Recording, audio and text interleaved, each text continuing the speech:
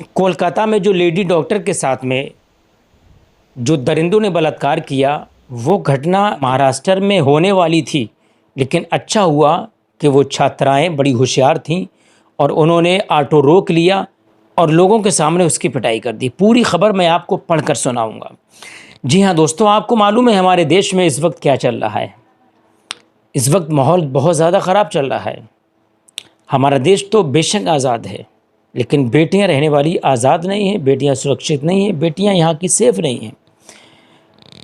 अक्सर व बेशतर इस तरह की घटनाएं सामने आती हैं कि आज फलां लड़की के साथ ये हुआ, आज फलां लड़की को रास्ते में लड़कों ने छेड़ दिया, आज फलां जगह लड़की बस में सफ़र कर रही थी, उसके साथ इस तरह से घटना घटी, आज फलां बच्ची के साथ इन दरिंदों ने ये दरिंदगी दिखाई। यानी कि इस तरह की घटनाएं घट रही हैं। उसकी सबसे बड़ी वजह ये है कि भारत में अगर बड़ा कानून बन जाता और रेप करने वाले को बड़ी सज़ा दी जाती, तो कोई भी इंसान ये काम करने से पहले 1000 बार सोचता। जैसे विदेशों में जो कानून बने हैं वो भी मैं आपको बताऊंगा। महाराष्ट्र के नागपुर में 2 छात्राएं ऑटो से जा रही थीं, आपस में बातचीत कर रही थीं। ऑटो का जो ड्राइवर था उसने छात्राओं से कहा कि आप अपनी आवाज़ धीमी कर लो, वरना आपके साथ वही करूँगा जो कोलकाता एक लेडी के साथ हुआ है, जो डॉक्टरनी के साथ हुआ है। जैसे ही छात्राओं ने सुना, छात्राओं ने फ़ौरन ऑटो रुकवाया और हाथापाई शुरू कर दी। लोग इकट्ठा हो गए।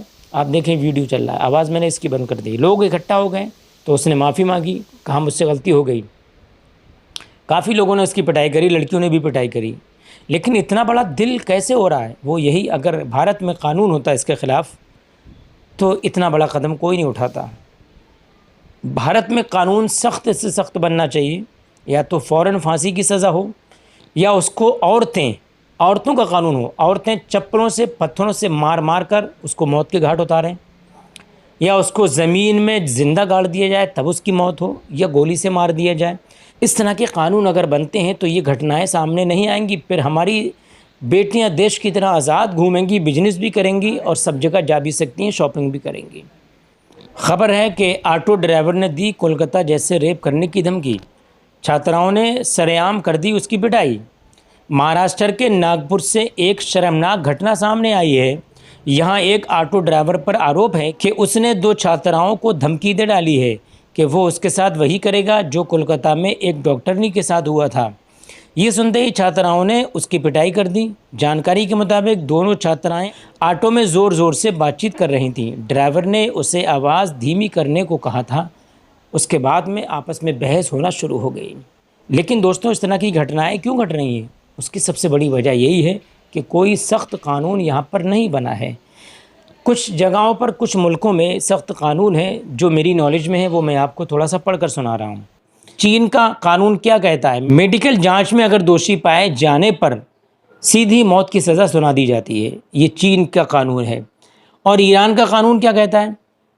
अगर कोई रेप केस है और उसकी जानकारी हो गई मुकम्मल, यानी कि तुरंत 4 घंटे के अंदर ही अंदर फांसी की सज़ा। लेकिन कोलकाता में तकरीबन 20 दिन हो चुके हैं। इसके बाद दुबई आता है। दुबई में पहले 10 दिन का टाइम दिया जाता है, उसके बाद उसको फांसी की सज़ा दी जाती है। ये दुबई का कानून है।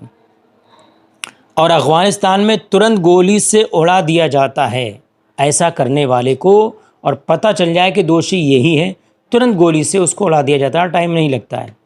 और हमारे देश में पहले बहस होती है, जानकारी ली जाती है, जानकारी कोई देता है, फिर उसको जेल में डाला जाता है, फिर इसी तरह से उससे बातचीत चलती है, उनके ये टेस्ट होते हैं, वो टेस्ट होते हैं, यहाँ तक कि काफ़ी वक्त गुजर जाता है। फिर आखिरकार उस पर 2-3 हज़ार का जुर्माना पड़ता है, फिर उसको 1-2 साल के बाद में उसको बरी कर दिया जाता है। ये है भारत का कानून। जब वो निकल आता है तो और सीना चौड़ा करके घूमता है। फिर उससे लड़कियां क्या, लड़के भी डरते हैं। फिर और लोग भी, यार फ़लाँ आदमी तो यार चला आया, उसकी बात खुल गई थी, मेरी हो सकता है बात ओपन ना हो पाए, ला क्यों ना मैं भी इस तरह की हरकत करूं। मैं चाहता हूं कि यहाँ पर भी सख्त कानून हो और भारत का इतना बड़ा कानून बने, इतना बड़ा कानून बने कि ये सोचने से पहले, कदम बढ़ाने से पहले 1000 बार सोचे बंदा, उसके बाद ही कदम उठाएगा। मैं समझता हूँ फिर कदम ही नहीं उठाएगा। आप लोगों की क्या राय है दोस्तों? कौन सा कानून बनना चाहिए? कमेंट करेंगे मुझे। और मुझे इजाज़त दें। इस वीडियो को आगे शेयर करें। इस्लाम जिंदाबाद, हिंदुस्तान जिंदाबाद। अल्लाह हाफिज़।